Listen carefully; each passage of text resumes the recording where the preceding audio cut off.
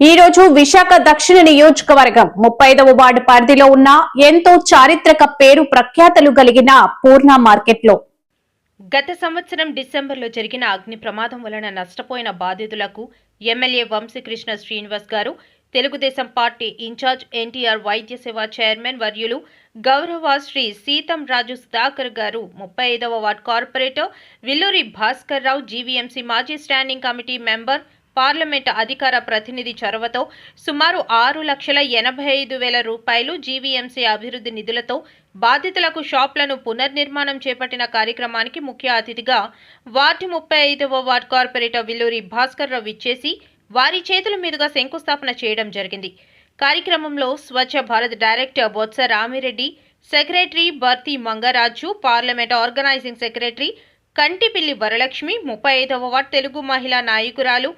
చెరకం మనమ్మ మరియు తెలుగుదేశం పార్టీ నాయకులు, కార్యకర్తలు పాల్గొనడం జరిగినది. కార్పొరేటర్ చూపిన పనితనానికి వ్యాపారస్తులు ఆనందం వ్యక్తం చేయడం జరిగింది. దక్షిణ నియోజకవర్గం 35వ వార్డు పరిధిలో ఎంతో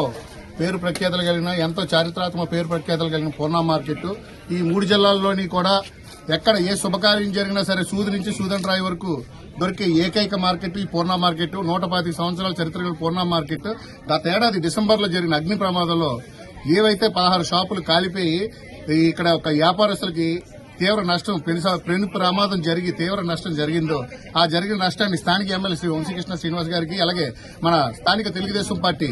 ఇన్ఛార్జ్ వర్యులు గౌరవ సీతారావు సుధాకర్ గారికి, అలాగే లోకల్ కార్పొరేటర్ విల్లూరు భాస్కర్ గారికి తెలియజేయగా ఈ యొక్క కార్యక్రమాన్ని జరిగిన ఆస్తి నష్టాన్ని కూడా తహసీల్దార్ గారికి కానివ్వండి, అలాగే జీవీఎంసీ కమిషనర్ గారికి కానివ్వండి రిప్రజెంటేషన్ ద్వారా రిప్రజెంట్ చేసి జరిగిన నష్టాన్ని ఇమీడియట్ గా వెంటనే నామినేటెడ్ వర్క్లు వీటన్నిటిని కూడా పూర్తి చేయాలని, భర్తీ చేయాలని చెప్పేసి వినతిపత్రం ఇవ్వడం జరిగింది. అధికారులు కూడా అంతే వేగంగా స్పందించి వ్యాపారుల యందు పెద్ద మనసుతో, వ్యాపారుల యందు పెద్ద దయతో వాళ్ళందరూ కూడా నామినేటెడ్ వర్క్లు 2,50,000 రూపాయలు అంతకల్లా తాత్కాలికంగా వీళ్ళందరూ వ్యాపారం చేసుకునేందుకు ఎటువంటి ఇబ్బంది ఆటంకం కలగకుండా 2,50,000 రూపాయలతో